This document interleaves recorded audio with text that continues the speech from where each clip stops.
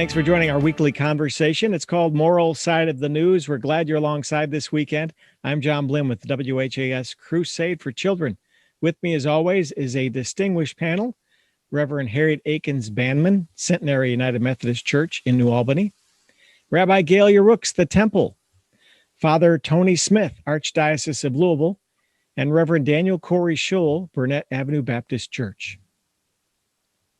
National headlines hit close to home this week as a young black man was shot and killed by a police officer during a traffic stop in suburban Minneapolis. The body cam video was released swiftly, and the police officer who fired her weapon resigned and since has been charged with manslaughter, and the police chief has resigned. The death of 20-year-old Daunte Wright has sparked new protests nationwide, including here in Louisville. So our panel on Moral Side of the News: the release of the body cam video, charges against the officer involved, and resignation of the police chief happened much quicker than what we saw here in the wake of the shooting death of Breonna Taylor. Let's get your thoughts. Well, I think it's devastating what happened to Daunte Wright. And I think it is even more telling that this scenario played out in Minneapolis during the trial of Derek Chauvin. I think it points to the fact that there is an endemic problem with American policing.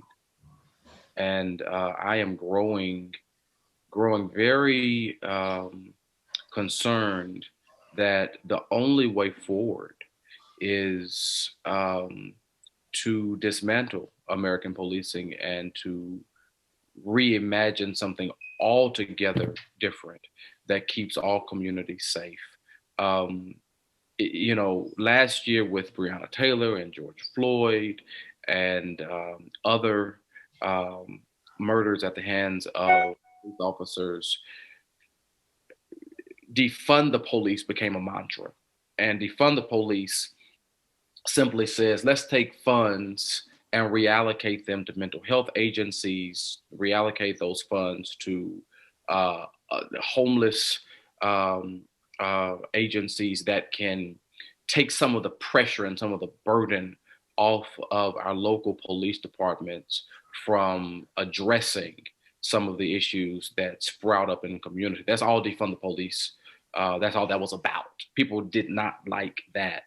But defunding the police does nothing to actually change the way policing happens in American cities. And I think if a police officer in Minneapolis did not have the thoughtfulness, the awareness that while Derek Chauvin's trial was happening, not to check her taser twice before she pulled the trigger on what happened to be her Glock, we have some very deep problems in this country. And for the response to be, she mistook her taser for her gun. Well, my goodness, we're in a sad state of affairs if a police officer serving for 26 years who has trained other police officers can't determine the difference between a Glock and a taser. I was encouraged by the fact that she resigned so swiftly and that she was booked and has been charged with second-degree manslaughter. But I don't rejoice in that. I'm deeply grieved by it and by the fact that apparently our police officers are scared of their communities. And what does that say about their ability to really be able to protect those who they are sworn to serve? She says that she thought it was her taser, and she's in the body cam footage. She's yelling, taser, taser. But this was not some, as you mentioned, this is not some young police officer rookie who could make that mistake easily. If you're a righty, then you keep your gun in your right holster and the taser in your left. If you're a lefty, you keep the gun, in the hand that you use the most.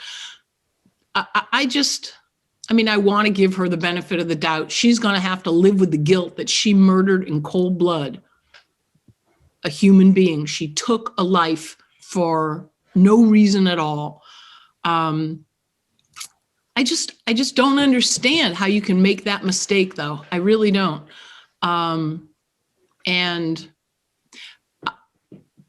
I am also gratified that she resigned immediately, that charges were brought against her immediately, that the police chief, but your point, Corrie, about right now, the timing, right there in a suburb of Minneapolis during the trial, if people cannot be extra aware and cautious, it speaks to me of a bottom line lack of awareness and appreciation of a human life, that every human life is sacred.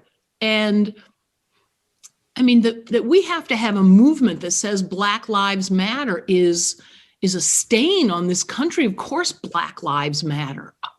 And yet, you know, if my son were pulled over by the police, you know, he would be very nervous. He's never been pulled over by the police. He would be worried about, you know, how much is it going to cost? How long is it going to take before I get to where I was rushing to in the first place? And that's why I was speeding. All these things that would go through his head.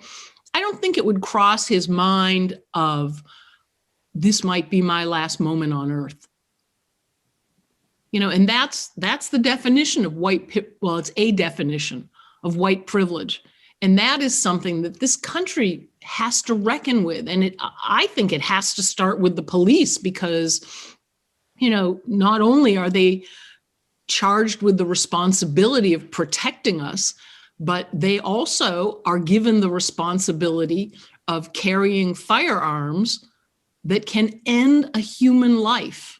I mean, I always tell my confirmation students, 16, and they start driving and stuff, you know, when you get behind a wheel, it's like being handed a gun. You have the power of life and death over yourself and other human beings, and you have to be aware of that every minute you're behind the wheel. And how much the more so with a gun. I just think that it is, I don't even know what you call it in English. There's a Yiddish expression, it's a shanda, which is more than just a shame. It's a shameful, sinful stain on this country. I agree that the police need to be looked at carefully, but I think the police are the microcosm of a much deeper rooted problem in this nation. And that is the divisiveness between race and the haves and the have-nots. I think it is seen in such horrific ways, unfortunately, with policing, because of the weapons that we want them to carry to ensure safety for all people, right? But then we also have education disparities, right? And food deserts and neighborhoods and that affect people. And so I was so saddened by this story, because it is one more domino effect of all of these things within America that need to be looked at, and how do we put them under the microscope, not only to tear them apart, but how do we rebuild them? And how do we also, within rebuilding that which is not working for us, how do we also infuse it with a sense of morality and ethical behavior, so that that becomes the norm for us and the standard of measurement by which police officers are hired, and education is placed equally in all neighborhoods, as well as places to eat and grocery stores and all the rest of it. For me, Daunte's unfortunate death is yet another reminder of what else needs to be explored. I can concur with what's being said. Certainly the police, we should always be overly how do I say it, to examine those who are policing us. One of my great difficulties is, I think part of this, maybe it's a conclusion rather than a source of problem, is the militarization of our police. We have a military, but then our police departments have kind of taken that on. Again, maybe chicken and the egg routine. Why did that happen? Well, they're faced with this, that, and the other in regards to those who come at them with guns and things of this nature. True. To me, the episode, it's a heartbreaking episode. It's not just for the families, for the whole community and for the whole country, in a sense, that this has occurred. Yes, we need to look at this. Yes, I think you're right. It's racism at the very root of what seems to be evil. But again, what we're looking for is not a utopia as such. We need to begin to take the baby steps to kind of look at this issue and see what's going on. Again, I was not present. I've seen the videos, I've seen the reports, etc. The confusion of which is handgun, which is a taser. If you've handled handgun weapons and tasers, it's more understandable than people who don't. Just say, why? How can you make that? They don't even weigh the same amount. Tasers are much. No, you're wrong. It can weigh as much. Taser's not as light as you think. We've also had scenarios in where veteran police officers had more time than she in service have confused the two.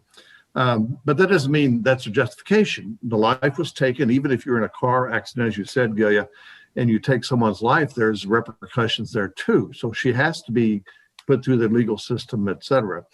And it's sad on her part as well. Again, like yourself, I want to give her the benefit of the doubt, but having gone through some of this and seen some of this training they go through, it is a little bit more understanding. There can be confusion, but even that said, the life was taken, and that life, there's a justice call for the reason that life was taken. So I would say, yes, we need to, as Corrie said, we need to look at the whole thing of policing in this country, what it means. And to me, the militarization type thing needs to stop. I mean, it's nice if you're a policeman to be sitting inside of a armored vehicle or so in the middle of a confrontation. But at the same time, where's the old 1950s? We don't want to go back to it. But the policemen are on the walk, going around the neighborhood, talking to the kids, all this good stuff. We're missing that. We're now sitting in the cars and all that stuff. But of course, the police would say that's justified because of.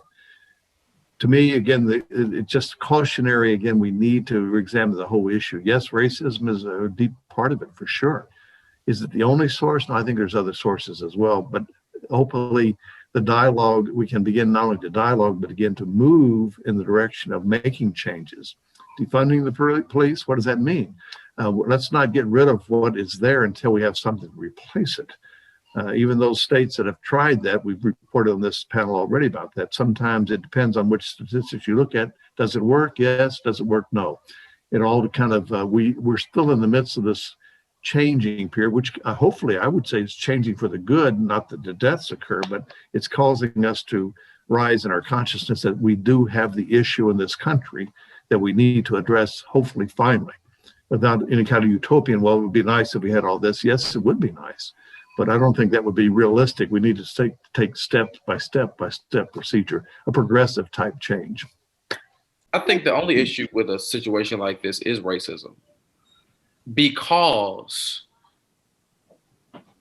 the white man who walked into Mother Emanuel AME Church in Shull in South Carolina, shot 9 people dead in the basement of a church, and walked out with his life.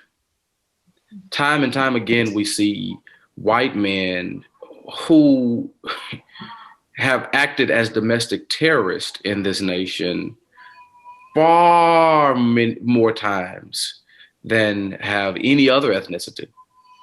But they always are able to perpetuate those acts with their lives intact. I cannot make any sense out of how a 20-year-old who is thought possibly to have had expired tags, or maybe he was pulled over because he had an air freshener on his rearview mirror, why he posed more of a threat than this other man who walked in and killed 9 people, like killed 9 human beings at one time, or all of the other instances of domestic terrorism And these people live to tell about it and to stand trial.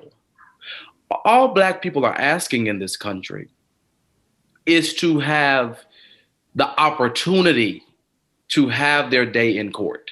Take me to jail, book me, charge me, but don't kill me before I even understand why I've been pulled over in the first place. And I think that's why when we say things like, I don't know that race is the only factor, it must be the only factor. Absolutely. Because we're not faced with other instances of our white brothers, our white sisters being gunned down on the side of the road, in gas stations, on sidewalks. I mean, George Floyd had a knee to his neck, and the crime was they think he passed off a fake $20 bill, which we later found out wasn't even true. Even if he had, it was worth him dying on the sidewalk. Give the man his day in court. And so that is fundamentally a racist way of dealing with communities, that if you're white, you can walk into, I mean, look at the white man here in J-Town who walked into a Kroger's and killed two people who were shopping. One of those individuals, Mr. Stallard, was shopping with his grandson. The man shot him in broad open daylight in a grocery store, yet he is alive today. And yet, if you're Black and you get pulled over for whatever the reason, you might not make it past that encounter.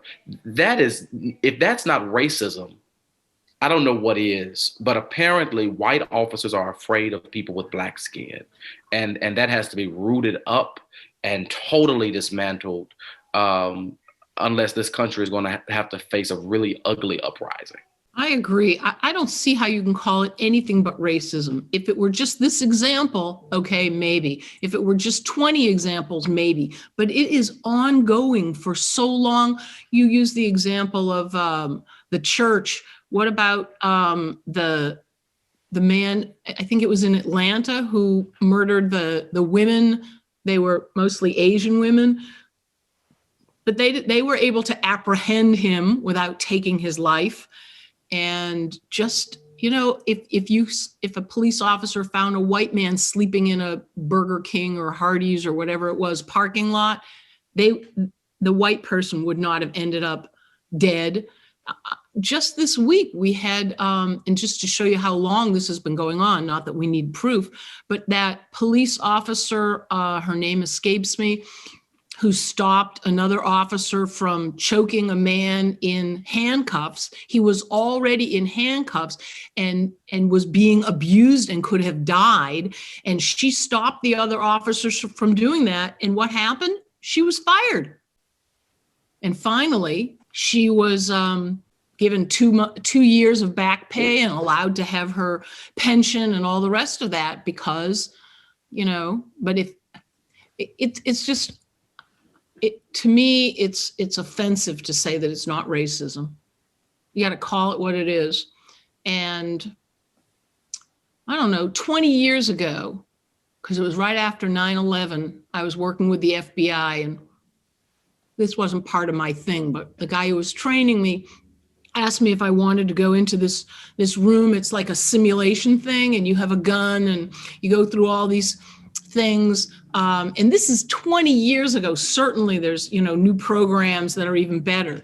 But, you know, basically, if you don't shoot, you could be killed. If you do shoot, you could kill a 7-year-old with a plastic water pistol, you know. And there needs to be that kind of training and virtual reality experience for officers to have, because when you're pressured or you're worried, or is that a gun or is it not, your first instinct can't be, you know, I'm going to kill them. And it's not every officer's first instinct. You know, we're not talking about every officer here, obviously, but statistics don't lie when it's a huge stack of African Americans who have died at the hands of police by, too much force, oops, compared to the minuscule number of people. There have only ever been I think, 6 or 7 cases of people who were actually killed. You know, Tony, you said it's very easy to mix up your weapon from your taser, the gun from the taser. And there's only been 6 or 7 cases in the history of tasers, of murders that were accidental because of that. But if you look and see the people who were killed by the police, et cetera, I mean, the statistics are out there. Do statistics lie? They can. There's small lies, big lies in statistics. But to the point, again, back to racism, I'm not saying racism is not a major issue. It is, but I'm saying it can't be the only issue. I would concur. I mean, I would argue that's not the case. But what you're saying, I concur what both of you are saying there. The evidence is out there. But again, that leads to a greater need in my mindset of dialoguing with people in regards to how we're going to change all this stuff. You know, it's not just saying, okay, let's get rid of the police and get rid of their guns and get rid of this, that, and the other. Then, okay, fine.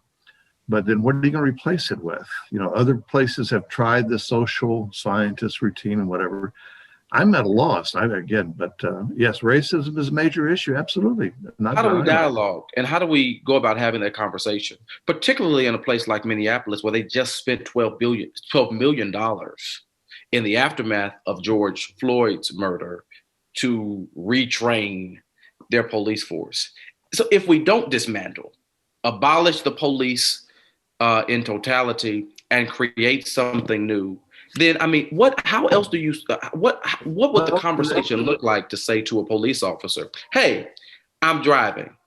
I don't have a gun. I do have an air freshener.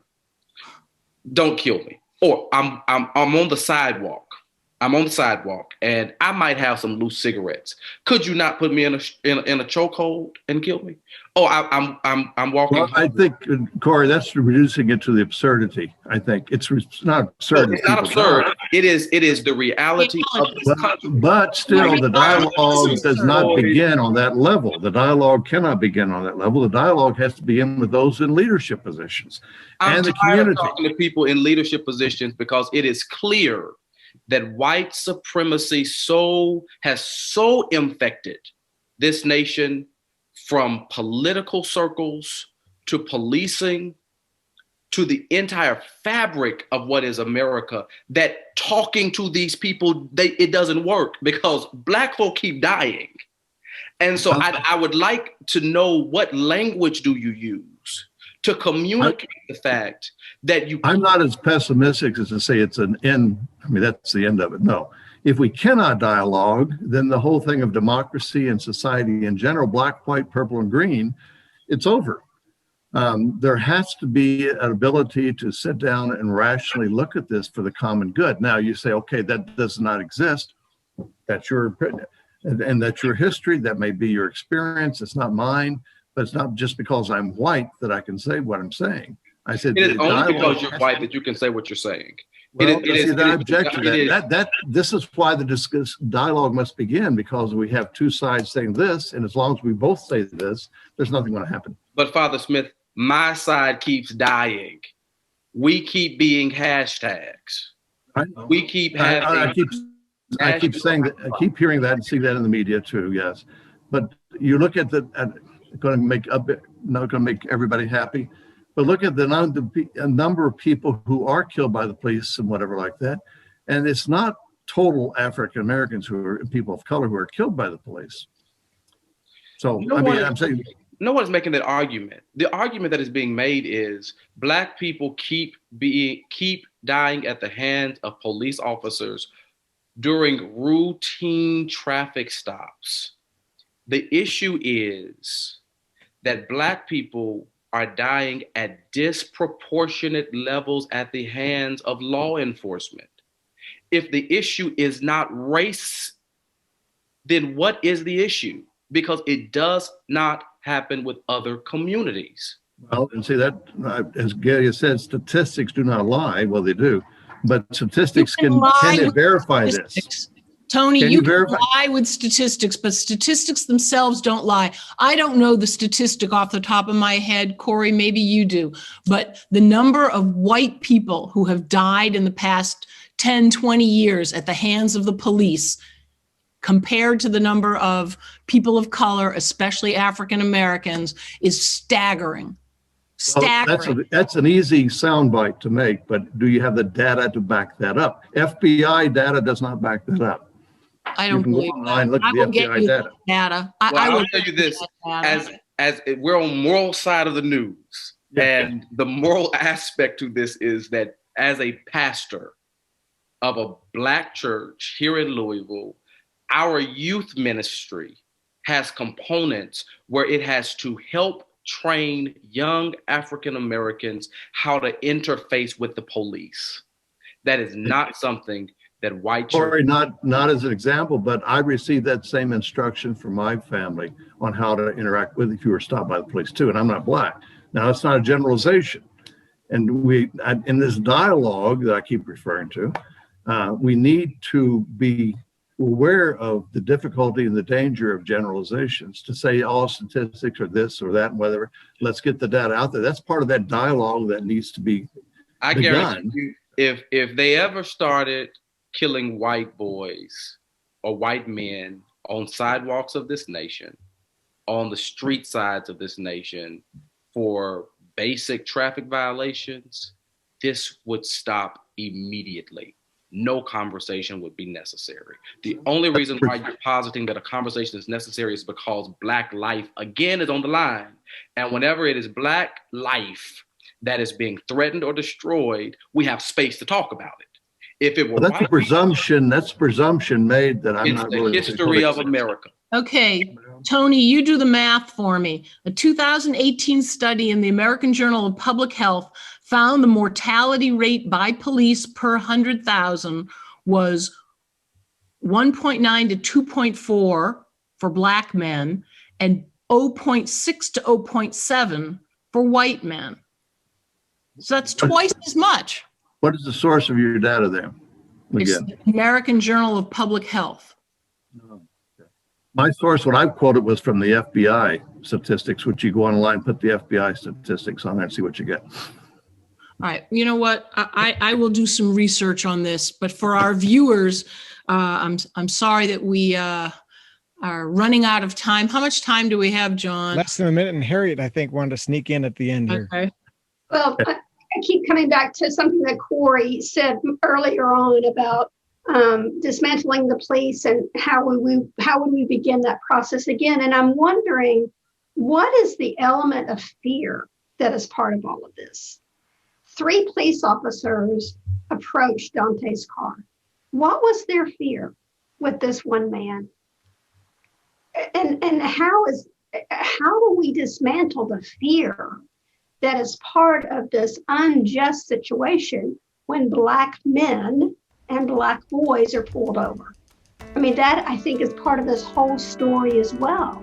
And a big part of it is... I have to cut you off. I'm sorry. We are out of time. It's been a lively full half hour here on Moral Side of the News.